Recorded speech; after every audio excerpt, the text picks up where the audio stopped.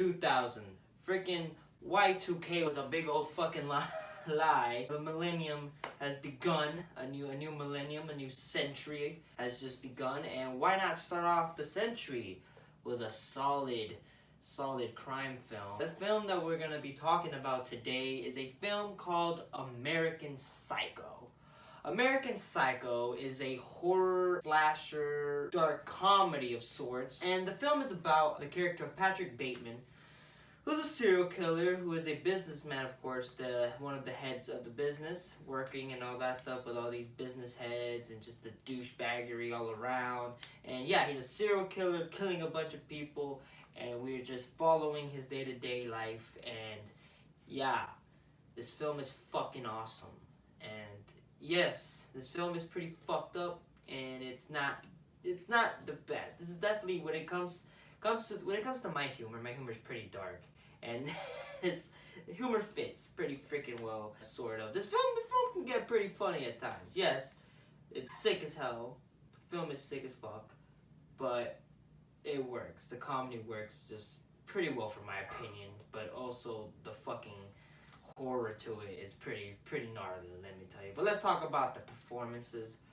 We got Christian Bale as Patrick Bateman, who is this businessman who's also this perfect guy with emotions definitely not intact, very emotionless to situations, and he's going about his life killing people, specifically women.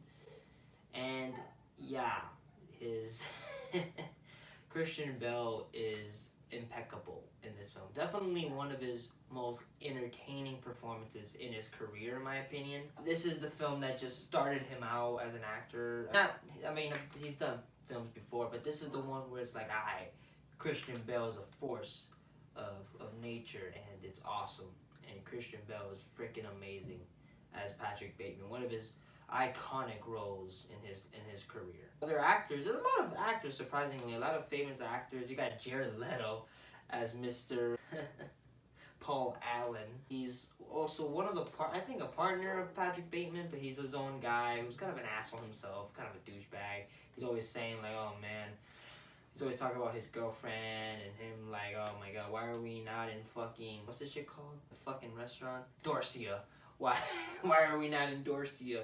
Bateman, just a douchebag. Jared Leto, for short as a role, great role. Again, he's not there for much, but also 2000 was a pretty damn good year for Mr. Jared Leto as an actor. Let me tell you, fucking Requiem for a Dream is definitely one of his bests. But yeah, Jared Leto's pretty good in this movie. You also got William Dafoe, who's also this detective guy trying to figure out the disappearance of Mr. Allen, and kind of interviews Mr. Bateman and all these things. And it's cool seeing William Dafoe in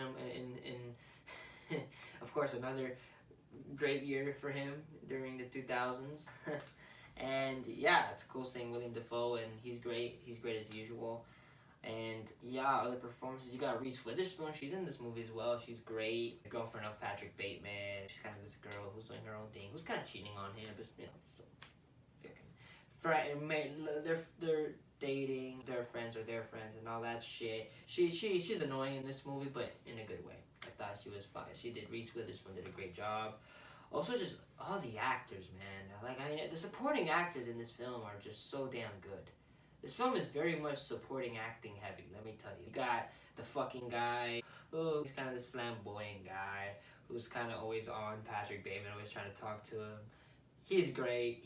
Again, for as short as a role, he's fucking awesome in this film. You also got the other guy who worked with Christian Bale in Ford vs. Ferrari. I forgot the actor's name. Josh Lucas, I think that's his name. But yeah, he's also one of the business heads and always fucking just on Patrick Bateman. Just this whole crowd of businessmen are just straight dicks and straight assholes. And every single one of them played it perfectly. Especially that guy. He played it pretty well.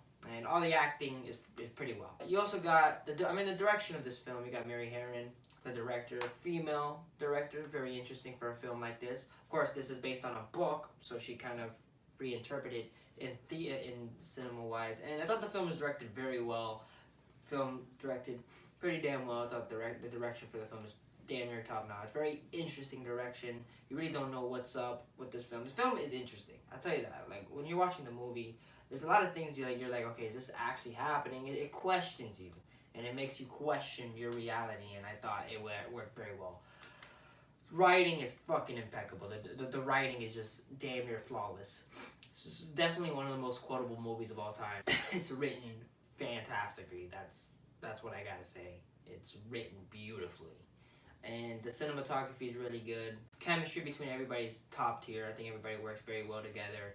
And all around, the other music score is pretty good. Some of the soundtrack, fucking Huey Lewis in the News and Phil Collins. I mean, it's great. It's fucking amazing. I love this movie. But yeah, the soundtrack is pretty good. It's just this tale of the 80s of the businessman. It's just this dark humor comedy, and with a serial killer who's fucking played by Batman himself. Is just so fucking entertaining, and I just loved every minute of it. The costume is top notch. I think everybody dressed pretty well. All around, this film is fucking amazing, and I loved it. It's quite possibly one of my favorite films. It's up there. Definitely one of the most entertaining films. That's all I have to say. It's definitely very much entertaining, and I just loved every minute of it. And it's definitely one of my favorites. And for that, I'm giving this film a 6-star, my legendary rating. And I don't know if I was gonna give it a 6 or a 5, but I have so much memories with this film. Just how when I first saw it, I was just so like, dude, this film is fucking insane. And towards the end, it questions everything. I'm like, oh my god, like, is this truly fucking happening? It's so absurd to a point where you're like, you're questioning what's going on. And I thought it was done so well, and it was very interesting. And the ending really left a mark, in my opinion, in my days of watching films. That, and you got fucking Christian Bale's stellar performance as Patrick Bateman, one of his best performances ever. And my god, one of the most enthralling, most entertaining, most asshole character ever put on screen that I've fucking seen. And it's just such a watch. That's all I gotta say. It's interesting seeing him as this character. It's just the character you're just watching. You're always keeping your eyes. You're always questioning what the fuck is next. Very unpredictable, and I loved it. And yeah, if you've never seen American Psycho, please do. It's an amazing film. Of course, now it's mean to hell, but it's just so entertaining. It's so much fun, and I loved every minute of it. It's one of my faves. So yes, those are my thoughts for American Psycho. If you have not seen it, please do check it out. And yeah, those are my thoughts. Bye.